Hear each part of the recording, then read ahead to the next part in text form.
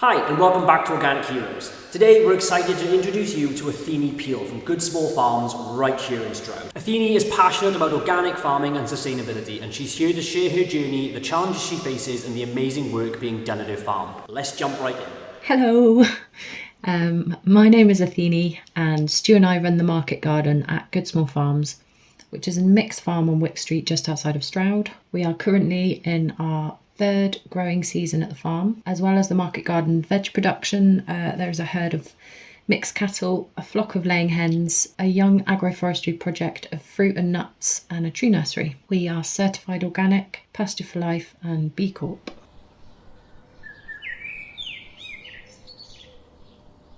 I grow organically because I feel that we have a responsibility to the health of the natural world, our communities and ourselves. It is also for joy, in the way that a healthy, vibrant mixed system feeds us in lots of ways beyond vegetables. I want to grow food in tandem with nature, and I believe that using regenerative principles is the only way food production ultimately can have a positive impact on the present and the future of health in every context.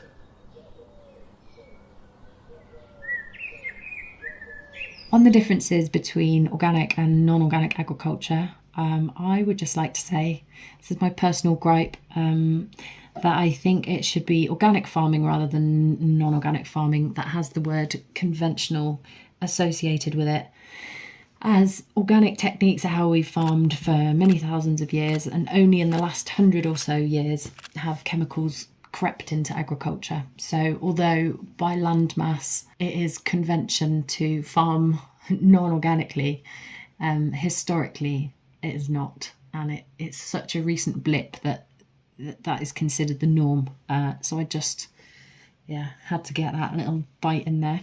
Otherwise, so if you're going to call it black and white, the key differences to me between organic and non-organic are that non-organic is reductionist and essentially imposes industrial processes onto the natural world with the sole intention of extracting profit, without I guess culpability for the state that you leave the land in. Non-organic tends to strip back the natural complexity of ecosystems, which in turn weakens them, setting up a cycle of dependency and ill health. I guess conversely, organic or regenerative aims to create a system that self-regulates and has health and biodiversity at the centre.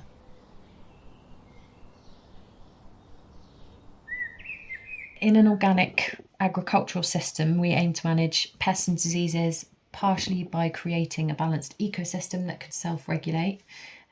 So essentially it's promoting biodiversity over monoculture, which is a distinction between organic and non-organic. But for example, we would actively encourage insect life that would manage certain pests, like ladybirds who predate on aphids. We also use green manures to manage fertility and soil structure, as well as aiming to have ground cover throughout the season for soil health. Soil health being the nub and the gist of it, because essentially if you have healthier soils, you will most likely have healthier plants, which will naturally be more resilient to pests and diseases. So you don't need to medicate because you start from a healthy place, is the premise. We also use things like meshes and netting for pests, for example, to keep cabbage white off the brassicas. And it will be seasonal, so at certain times of a year when a certain insect that predates on a crop has its flush, then we will cover it and then uncover it, and that's kind of one example of. We use nematode spray to keep slug populations down. We have also used Stroud Brewery drip tray dregs, that's got hard to say, Stroud Brewery drip tray dregs as a slug control in the past. They love a bit of beer, especially budding, I've found, or at least light beers. We use plant teas across the market garden. For example, I recently brewed an equisetum tea to manage the mildew.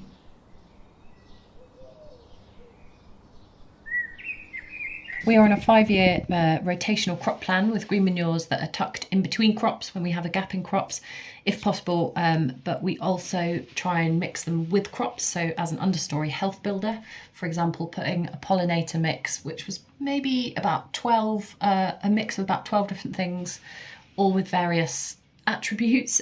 We put that under our tomatoes, so we didn't have bare soil in the polytunnels under the tomatoes this year. Living ground cover is obviously essential for soil health. So amongst other trials, we've been experimenting with having clover, which is obviously a nitrogen fixing plant, pathways between the beds. And that seems to be having a positive enough effect on crops to basically make it efficient. So we noticed the crop seemed a lot healthier and lasted a lot better. There was better water retention, etc., etc. But ultimately, we have to weigh up if it's kind of financially viable as a management technique, but we're excited about the clover. We integrate lots of flowers and herbs throughout the food crops for pollinators, like with the tomatoes, as well as for plant and root diversity. Also, where possible, when we're flipping a bed, we don't remove the roots, but we just cut them down at ground level and sort of plant amongst them to ensure that there's always living matter in the soil for the organisms to thrive and to not pull out those communities that live around the established roots in the soil.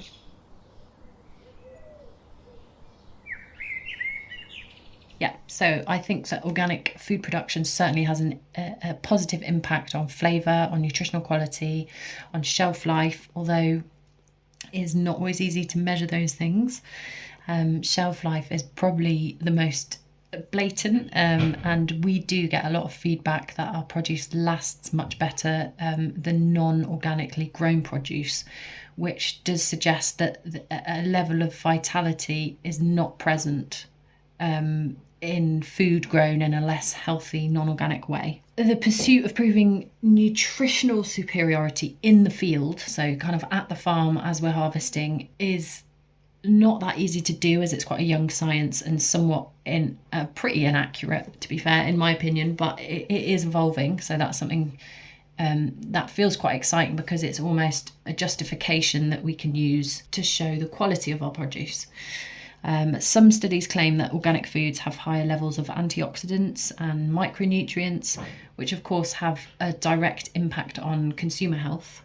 Unsurprisingly, non-organic foods will have higher nitrate levels from the fertilizers used, which again can have a negative impact on health. And flavour, of course, in my opinion, is superior in organic produce.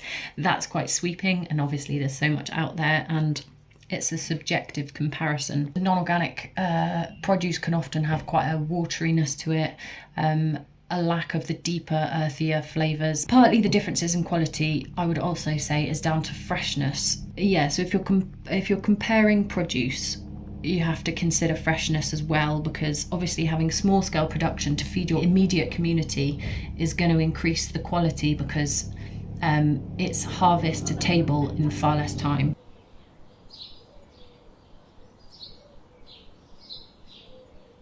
I think one of the biggest challenges in my eyes when it comes to working in small-scale organic agriculture is competing financially with non-organically large-scale grown food, essentially. So the differences in production, for example, where one person can cover hundreds of acres in a tractor compared with small-scale human-led farming, where the latter obviously commands a very different expense in labour. Although these prices are actually, the differences are very small, but due to the differences that can creep in based on the management styles and the prices that they dictate, organic food can sometimes be considered a luxury in our climate. And I think it's so important to communicate that organic produce is more than no chemicals dumped on our food. It's an investment in the environment in so many ways. Also an investment in personal health, which obviously has a larger economic outcome. If more of us are healthy, and it takes a lot of strain off our kind of society.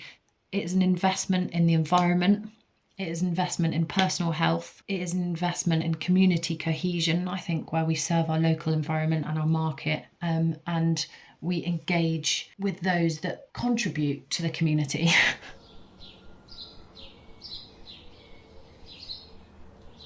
We are a mixed farm in which the various enterprises do cross-pollinate to mutually support the land and production as a whole. So for example, the cows are mob grazed through any gaps in the market garden to increase soil health and fertility. The chickens also move through the market garden and they receive veg scraps from us to improve their diets whilst they are improving the soil. We've also planted many thousands of trees across the whole site over the last 3 years. Some of which are crops, but the majority are for biodiversity and for habitat.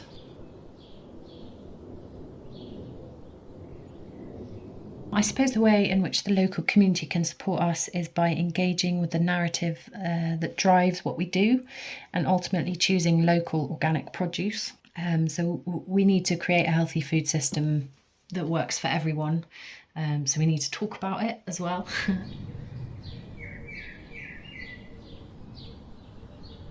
A big sustainability goal for us on the farm is to transform the health of the soil. So up until about 3 years ago, the land was non-organic, it was intensively farmed, and so there is still a lot of work to do because obviously it's quite a slow process.